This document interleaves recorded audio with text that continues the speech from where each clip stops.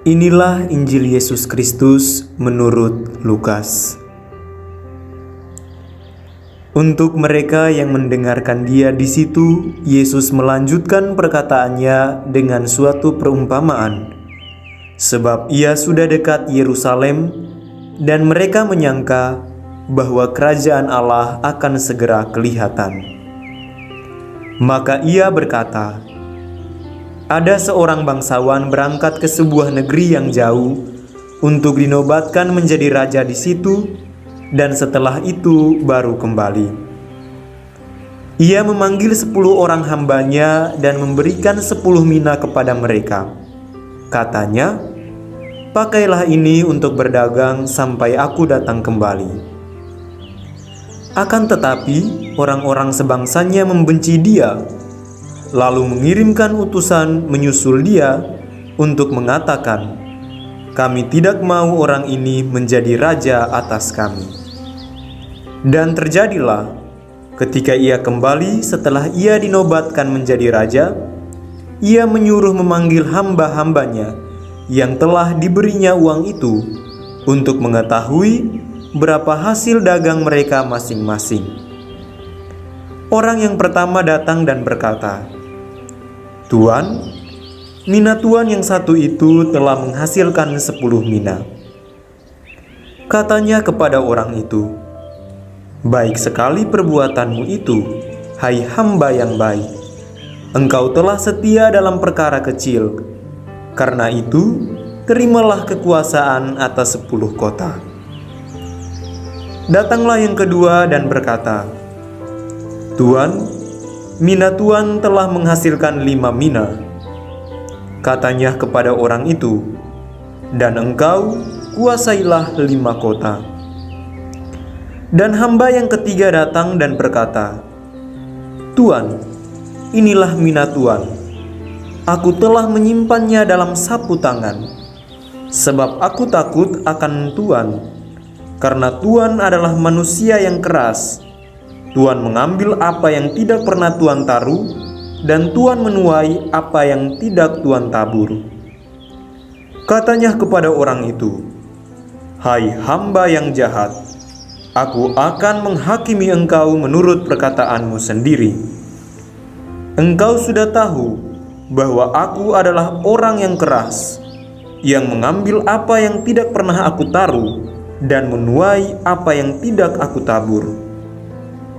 Jika demikian, mengapa uangku itu tidak kau berikan kepada orang yang menjalankan uang? Maka sekembalinya aku dapat mengambil, serta dengan bunganya. Lalu katanya kepada orang-orang yang berdiri di situ, ambillah mina yang satu itu daripadanya, dan berikanlah kepada orang yang mempunyai 10 mina itu. Kata mereka kepadanya, Tuan, ia sudah mempunyai 10 mina. Jawabnya, aku berkata kepadamu, setiap orang yang mempunyai, kepadanya akan diberi. Tetapi siapa yang tidak mempunyai, daripadanya akan diambil juga apa yang ada padanya. Akan tetapi, semua seteruku ini yang tidak suka aku menjadi rajanya, bawalah mereka kemari dan bunuhlah mereka di depan mataku. Dan setelah mengatakan semuanya itu, Yesus mendahului mereka dan meneruskan perjalanannya ke Yerusalem. Demikianlah sabda Tuhan. Terpujilah Kristus. Sahabat Verbum Domini yang terkasih dalam Kristus, salam sejahtera untukmu semua. Setiap manusia tentu saja terlahir dengan berbagai talenta, minat, bakat, dan hobi. Ada yang memiliki bakat menyanyi, menari, bermain bola, memasak, dan masih banyak lagi.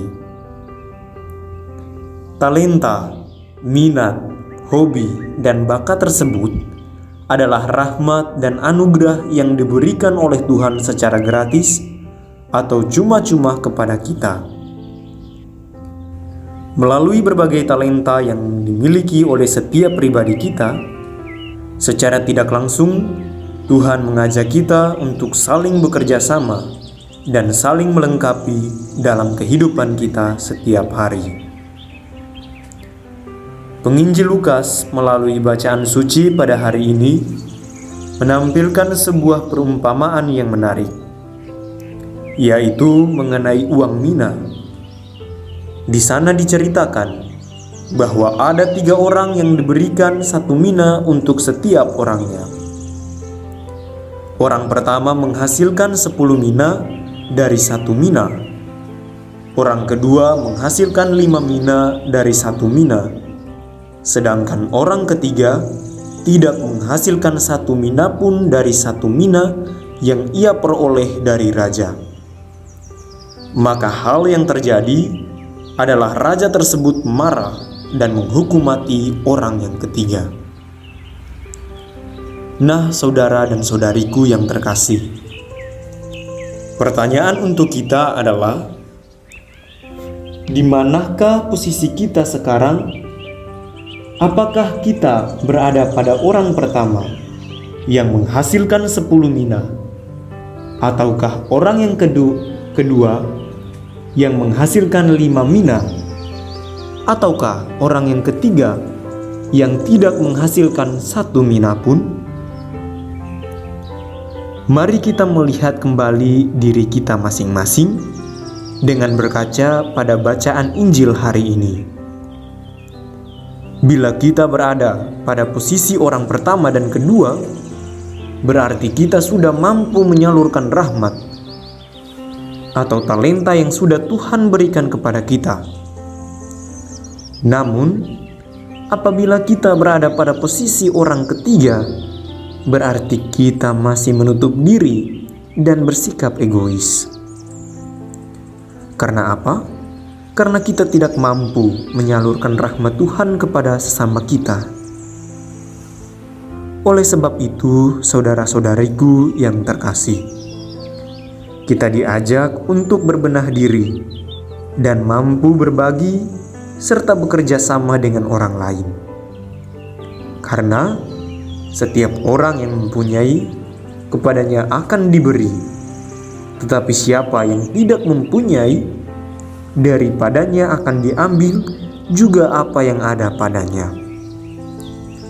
Semoga rahmat Tuhan membantu kita.